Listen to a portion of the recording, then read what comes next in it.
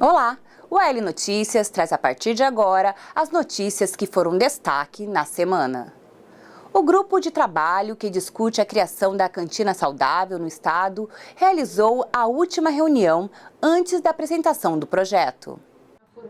Mato Grosso do Sul já teve uma lei que proibia a venda de produtos não saudáveis nas escolas, mas acabou sendo considerada inconstitucional pelo TJMS em 2013. A legislação, que segue em discussão junto à sociedade, está atenta a detalhes contestados no passado e quer agora vetar a comercialização de alimentos e produtos que levem à obesidade ou outras doenças relacionadas, para dar espaço à promoção de uma alimentação saudável. A escola é um espaço privilegiado para nós trabalharmos as questões de alimentação saudável. Eu penso que nós estamos assim muito silenciosos com relação a isso. Nós já temos aí 10 anos de luta para que seja implementada uma alimentação adequada para aquele público escolar que está ali e que ele venha com os nutrientes que são necessários, né?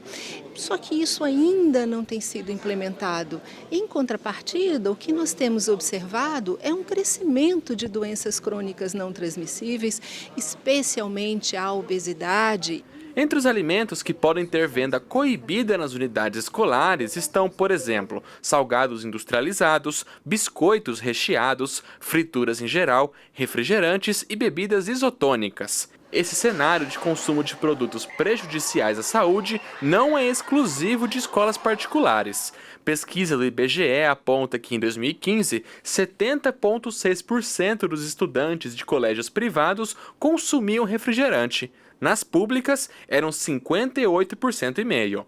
Guloseimas são consumidas por mais de 60 pontos percentuais dos estudantes das particulares e por quase 50 dos das públicas.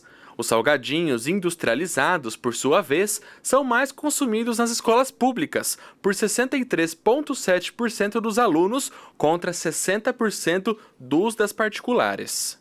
O comer esse tipo de alimento durante todo esse tempo e ainda dentro de um espaço escolar, certamente vão ter repercussões não somente nessa fase de crescimento e desenvolvimento acelerado que esses escolares estão vivendo, mas será levado para a vida adulta.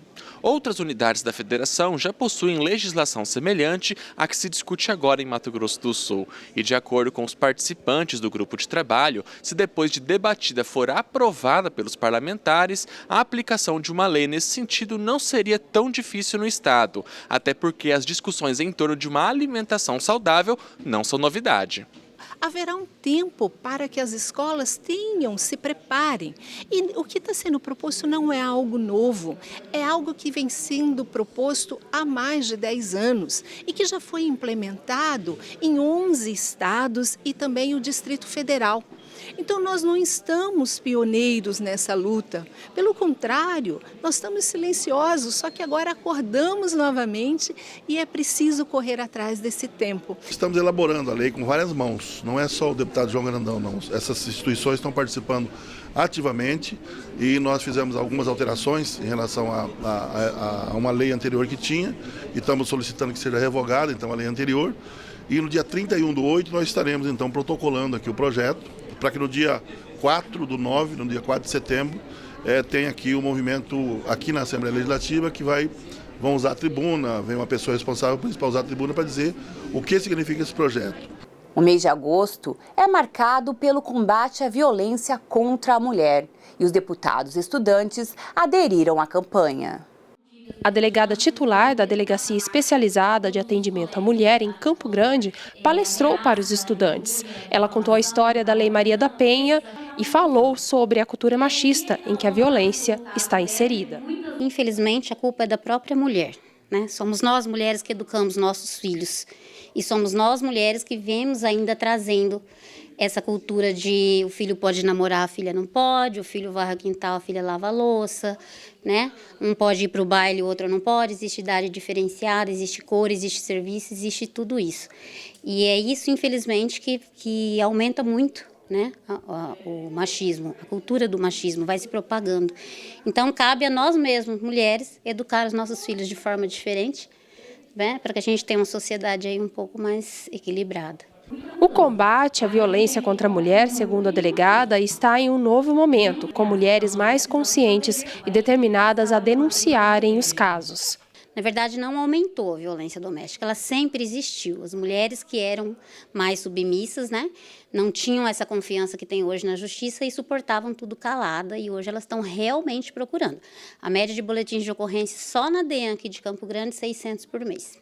Para este aluno, é preciso fortalecer mais a legislação e trabalhar a prevenção, principalmente junto aos homens. Mudar uma cultura até mesmo dos adolescentes do sexo masculino, para que passagem por essa reciclagem antes de que acontecesse a agressão, porque depois que acontece a agressão é fácil passar por uma reciclagem, enviar a pessoa para um centro de reciclagem, mas eu gostaria que fosse antes, para que a pessoa tivesse um contato direto com isso, para que ele fosse um cidadão formal em relação a esse. A estudante Jéssica Cristina, de 15 anos, acredita que cada um pode fazer sua parte na luta contra a violência. Ela pretende tornar-se psicóloga e ajudar as mulheres que sofrem agressões. Muitas vezes ela está meio entre o marido, mas ela também tem filhos e ela não quer decepcionar os filhos, deixar os filhos sem pai. Então, assim, eu acho que uma ajuda, uma conversa, uma orientação pode ajudar muito. Já na sessão plenária, a subsecretária de Políticas Públicas para as Mulheres, Luciana Zambuja, fez um balanço das atividades desenvolvidas pelo Estado e explicou que o foco das ações para reduzir as estatísticas negativas tem sido a prevenção. Ao usar a tribuna, a subsecretária falou sobre este mês, denominado Agosto Lilás, em que o governo realiza campanhas de prevenção e combate à violência contra a mulher. Trabalhar a conscientização de meninos e meninas em idade escolar é o foco principal das ações. Quando a gente dá o conhecimento dos seus direitos para as meninas, elas têm a percepção da violência em que vivem. E assim também elas podem ajudar outras mulheres de sua família e do seu meio, do meio em que vivem. E da mesma forma para os meninos, para os jovens homens. Porque às vezes os meninos nem têm consciência de que determinadas atitudes que eles praticam são consideradas crimes tipificadas na Lei Maria da Penha. E a violência contra a mulher não é só agressão física. A lei tipifica 5 formas de violência: a violência física, a sexual, a patrimonial, a moral e a psicológica. Os números da violência contra a mulher impressionam. A cada 2 minutos, 5 mulheres são espancadas e a cada 2 horas uma mulher é morta. Em Mato Grosso do Sul, a violência doméstica lidera esse ranking. Em 2017, mais de 18 mil mulheres foram vítimas de violência doméstica. E no primeiro semestre deste ano, esse número já chega a 8 mil. Em Mato Grosso do Sul, nós temos violência doméstica em todos os municípios do estado, em todos os estados da federação, porque é uma violência estrutural. É uma violência que está enraizada na sociedade, num comportamento machista, numa relação de poder que humilha, que subjuga e que viola os direitos da mulher. Na capital, a Casa da Mulher Brasileira está aberta 24 horas para atender vítimas de violência. E no interior do estado, unidades da Polícia Civil e Militar também podem oferecer atendimento para mulheres que sofrem alguma agressão. A porta de entrada primeira da Casa da Mulher é a Delegacia da Mulher. Se a mulher quiser fazer o registro de ocorrência, lá tem a equipe toda qualificada, especializada em 24 horas. Nos municípios do interior, que não tem esse sistema de plantão 24 horas ainda, nós indicamos os CRAS, os CREAS, a Defensoria Pública, o Ministério Público, a Delegacia de Atendimento à Mulher nos municípios polo das micro-regiões do estado ou qualquer delegacia da Polícia Civil, qualquer polícia militar deve lhe atender e deve lhe encaminhar para esses serviços. A presidente do Comitê de Estímulo ao Aleitamento Materno também fez um pronunciamento na tribuna. Ela veio falar sobre os benefícios da amamentação. Esse comitê, presidido por Ângela Amanda Nunes Rios, faz importante trabalho de orientação às mulheres, muitas vezes ainda na maternidade, sobre o aleitamento materno. Trabalho intensificado na última semana, em alusão ao Dia Estadual do Aleitamento Materno, celebrado no dia 5. É um consenso de que o aleitamento materno é bom, né? Todo mundo acredita nisso e repete esse discurso, mas na prática mesmo as mulheres sentem dificuldades para amamentar e o senso comum leva a dar mamadeira, dar chupeta e afastar a criança do aleitamento. Então, na primeira dificuldade, muitas vezes, ainda dentro da maternidade, a criança é alimentada com leite artificial e já se estabelece aí um processo de doença, né? De que não é natural mais o aleitamento materno. Então é preciso a intervenção de especialistas e isso não é legal, né? O recomendado é que a amamentação seja vista por toda a sociedade, pelos profissionais, pela família, como um processo natural, mas que precisa ser apoiado. No uso da tribuna, a Ângela lembrou do quão importante é para a saúde dos recém-nascidos a alimentação exclusiva de leite materno até os 6 meses, bem como o aleitamento até os 2 anos de idade. O Ministério da Saúde, a Organização Mundial de Saúde, recomenda que as crianças sejam amamentadas exclusivamente ao seio até os 6 meses de idade. E a partir dos 6 meses pode começar a introdução de alimentos saudáveis, mas é recomendado que permaneça amamentando ao seio até os 2 anos. Então, a gente defende a amamentação como a base da vida mesmo, que é o tema dessa Semana Mundial de Aleitamento Materno. Em todo o mundo tem sido trabalhado esse tema de que a amamentação, o leite materno é o melhor alimento possível de se ofertar para um recém-nascido, para um bebê. No próximo bloco, você vai ver quais os novos projetos de lei que passaram a tramitar na casa.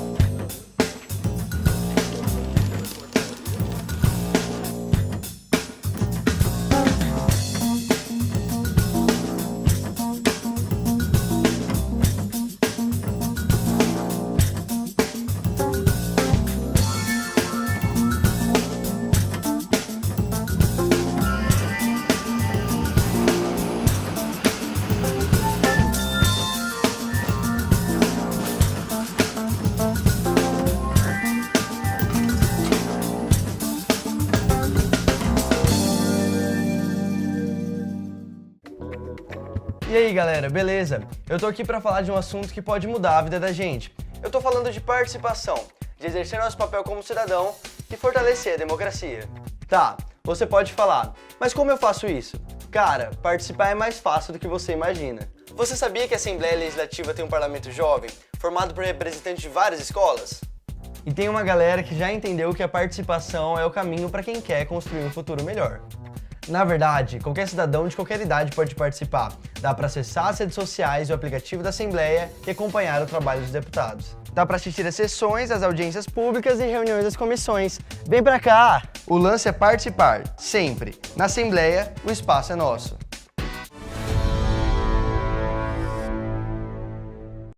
Para que a população, principalmente a de baixa renda, tenha acesso aos serviços de psicologia e psiquiatria, a Assembleia Legislativa realizou uma audiência pública. Atualmente, mais de 8.000 pessoas aguardam na fila do SUS por atendimento na área da psicologia e psiquiatria na capital de Mato Grosso do Sul. O dado foi compartilhado durante a audiência pública que abordou a saúde mental e a atuação dos psicólogos e psicólogas. De acordo com a presidente do Conselho Regional de Psicologia, o corte de investimentos impactou drasticamente o atendimento na área. Tem uma redução de investimento em todas as áreas da saúde. E a saúde mental ela fica muito mais sacrificada, até porque ela fica muito mais invisível, né? O usuário de saúde mental ele não está todos os dias na unidade de saúde buscando atendimento, né? Às vezes ele está deprimido em casa, ele está usando drogas, usando álcool e ele não vai para esse serviço e para esse atendimento. Aí ele acaba ficando meio invisível. Segundo o presidente do Conselho Regional de Medicina, o fechamento na ala de psiquiatria na Santa Casa de Campo Grande, que era referência em atendimento, deixou a população que sofre com doenças mentais carente de suporte. Tinha ambulatório, tinha hospital dia, tinha internação, tinha serviços em grupo e que foram fechados com a desculpa de que era deficitário e que davam prejuízo. Se você precisar de um atendimento psiquiátrico na rede pública, você precisa ter paciência e esperar 3, 4, 5 meses. Entre os que aguardam na fila da saúde mental, tem crescido o número de jovens que são hoje os mais atingidos pela depressão e suicídio. Este jovem, que faz parte de um grupo que usa poesia para falar do problema, ressalta que uma das saídas é proporcionar à juventude mais canais que ajudem eles a se expressarem. Não estamos somente falando sobre isso, nós estamos vivendo isso e passando para frente para mostrar um ponto de vista diferente das coisas que a gente acha que deve ser mudada, porque sim, existe suicídio, seria legal a gente pensar em sair disso, mas nem a gente consegue se encontrar, então a gente não quer ver as pessoas assim. Então falar sobre isso, declamar sobre isso, acho que não é uma influência a pessoa cometer suicídio, como dizem. Você falar sobre o suicídio é você influenciar, não. Acho que é você mostrar um ponto de vista para mudar um conceito, para fazer a pessoa pensar 2 vezes antes de cometer algo do tipo. Preocupado com a queda na cobertura de vacinas, o deputado Pedro Kemp, do PT, apresentou um projeto de lei. Segundo o parlamentar, 312 municípios brasileiros estão sob alerta de queda na taxa de imunização, tendência global já alertada pela Organização Mundial da Saúde. O projeto apresentado por Kemp, do PT, quer exigir a apresentação da carteira de vacinação de crianças na obtenção do Registro Geral, o RG, na matrícula em programas sociais do Estado e também em escolas da rede estadual de ensino.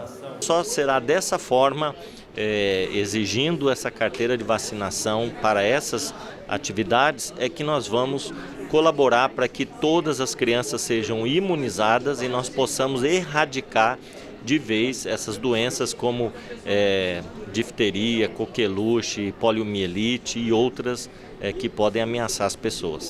Já o deputado Cabo Almi apresentou uma proposta que deve facilitar a compra de motocicletas para os mototaxistas e motoentregadores. O projeto apresentado pelo petista quer deixar de tornar como exigência a filiação a um sindicato para que os mototaxistas e motoentregadores tenham acesso a descontos nos impostos na aquisição de novos veículos. Segundo Cabo Almi, a única exigência será a comprovação do exercício profissional. Nós provocamos, eu não sei se há juridicidade, constitucionalidade sobre a matéria, mas provocado facilita, ainda que não passe dessa casa, mas que o governo também possa, através de decreto ou de próprio projeto mandado para essa casa, fazer com que possa fazer essa isenção para eles.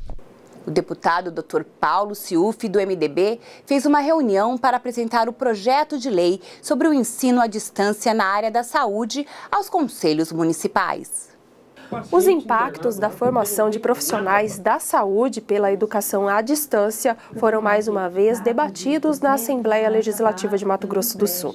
O deputado Dr. Paulo Ciufi, do MDB, que elaborou neste ano o projeto de lei 119, que proíbe a graduação pela modalidade EAD, ressaltou que pretende alterar o texto, determinando que a oferta de disciplinas não ultrapasse 20% da carga horária total do curso. Tem uma portaria de 2017, onde ele coloca que não ultrapasse os 20% nos cursos EAD na área da saúde. E aqui o Conselho de Educação nosso, estadual, ele colocou que seja 50%. Então, este conselho está ferindo uma determinação do Ministério da Educação e Cultura. E é isso que nos deixa preocupado, porque aí a qualidade dos que são formados nos cursos EAD cai muito. Então nós vamos ajustar a legislação para que não ultrapasse os 20%, que já é hoje rotina no Brasil inteiro.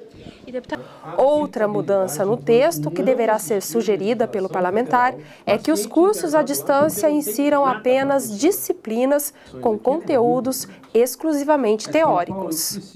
Existem disciplinas nos cursos da área da saúde que elas são praticamente idênticas nos mais variados cursos da área da saúde.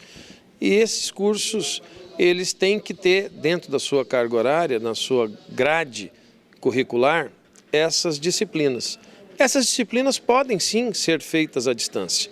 E é o que nós vamos propor, para que possamos achar um entendimento onde aquelas universidades que queiram até 20% da sua meta ser em curso à distância, elas possam estar fazendo isso dentro da legislação estadual. O projeto deve atribuir também a responsabilidade de fiscalização dos cursos à distância aos conselhos federais na área de saúde. Hoje quem faz isso ou teria que fazer é o MEC, e a gente vê as instituições de ensino descumprindo realmente a legislação. Parece que eles não têm perna suficiente para poder estar fiscalizando e fazer com que seja, de fato, a lei seja aplicada nas instituições de ensino. Em sessão solene, profissionais da área da Justiça do Estado receberam a medalha do Mérito Advocatício, Jorge Antônio Ciuffi. Atuação por uma sociedade mais justa e preso pela legislação. Essa é a rotina diária de muitos advogados em todo o país. Em Mato Grosso do Sul, a Assembleia reconhece quem, além de notável respeito à lei, tem importante atuação e presta relevantes serviços aos sul-mato-grossenses. A medalha leva o nome de Jorge Antônio Ciuffi, personalidade que se confunde com a história local. Advogado, presidiu a seccional de MS da OAB, foi procurador adjunto do Estado e, como escritor, ajudou a escrever o hino do Estado. O proponente da sessão solene foi o deputado Lídio Lopes, do PEN. São advogados que se destacam na atuação e na militância da advocacia e que fazem parte da seccional do Mato Grosso do Sul e que são homenageados aqui pelos parlamentares desta casa. Então, eu me sinto realizado realmente de poder homenagear com tão honrosa medalha do Mérito Advocatício da Assembleia Legislativa do Mato Grosso do Sul. Entre os homenageados estava o advogado Osni Moreira de Souza. Ao longo de sua carreira, especializou-se em direito público, tendo atuado em órgãos do governo, prezando sempre pela ética e defesa dos interesses da sociedade nesses locais. Esse tipo de reconhecimento é importante para a gente estar sempre querendo melhorar, querendo sempre se aperfeiçoar e acreditar que as coisas estão melhorando e que a legislação está melhorando e que a administração pública está melhorando e a gente também tem que caminhar junto, né? Outro advogado que teve sua atuação reconhecida foi o cidrolandense Daniel Alves. Pelo seu trabalho no município, chegou a ser nomeado pela Justiça Eleitoral para atuar na defesa de cidadãos durante o pleito desse ano. É sinal que a gente está na profissão fazendo assim, num caminho certo. E isso para o advogado, isso é um ápice, é uma felicidade. O Assembleia Notícias fica por aqui, mas você pode continuar acompanhando o trabalho do Legislativo Estadual na nossa programação, no site al.ms.gov.br, no aplicativo ou nas redes sociais. Até a próxima edição.